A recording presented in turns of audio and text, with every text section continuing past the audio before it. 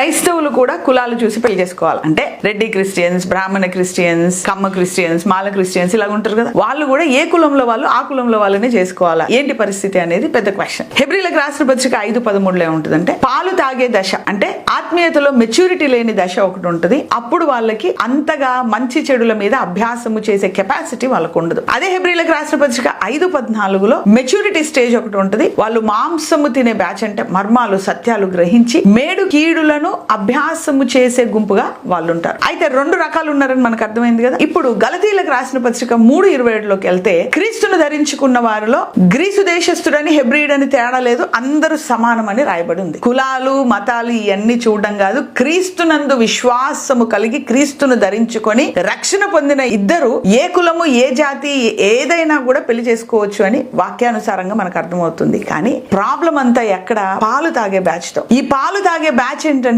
వాళ్ళు మేలు కీడులను అభ్యాసము చేయలేరు కాబట్టి మా కులం గ్రేటు, మా అగ్రకులం గ్రేటు, మా స్టేటస్ వేరు, లేకపోతే మా యొక్క కెపాసిటీ వేరు అని ఇలాగ వాళ్ళు ఆలోచిస్తూ ఉంటారు. సమానత్వంలోనికి వెళ్ళలేరు. పోనీ నీకు స్టేటస్ హై వాళ్ళని నువ్వు అంగీకరించలేవా? హై స్టేటస్ కలిగిన యేసయ్యనే మట్టి నుంచి మురికి నుంచి పాప కూపములో కూరిపోయిన మనల్ని యేసయ్య అంగీకరించినప్పుడు ఏ స్టేటస్ నీకుంది? ఏ స్టేటస్ ని బట్టి నువ్వు వేరే స్టేటస్ ని అంగీకరించలేవు? అంటే ఏంటి? ఈ పాలు తాగే దశలో వేరే స్టేటస్ ని అంగీకరించలేరు, వేరే కులమును అంగీకరించలేరు. కంపాటబిలిటీ అనేది తేడా అయిందంటే భరించడం వాళ్ళ వల్ల కాదు. అలాంటి వాళ్ళ వల్లనే చాలా డివోర్స్ అనేవి జరుగుతూ ఉన్నాయి. సో కాబట్టి నేనిచ్చే సలహా ఏంటంటే, మీరు ఆత్మీయతలో మెచ్యూరిటీగా ఉండి ఒక మాంసము తినే దశ, దేవుడి దర్శనాలు, కళలు, సహవాసము, పరిశుద్ధాత్మ శక్తి, ఈ దశ కనుక మీరుంటే ఏ కులము చూడాల్సిన అవసరం లేదు. విశ్వాసములో సమానులుగా ఉన్న వాళ్ళని మీరు చూసుకోండి. కానీ క్రీస్తులో మీరు పాలు తాగే బ్యాచ్ అయితే, ఆత్మీయతలో మీరు ఎదగకపోతే, మీ మైండ్ లో ఇంకా నాది అగ్రకులము అన్న ఇలాంటి ఆలోచనలుంటే కంపాటబిలిటీ చూసుకొని మీకు తగిన వాళ్ళని పెళ్లి చేసుకోండి. మీరు వాళ్ళు సంతోషంగా ఉంటారు. Hope it is acceptable. God bless you.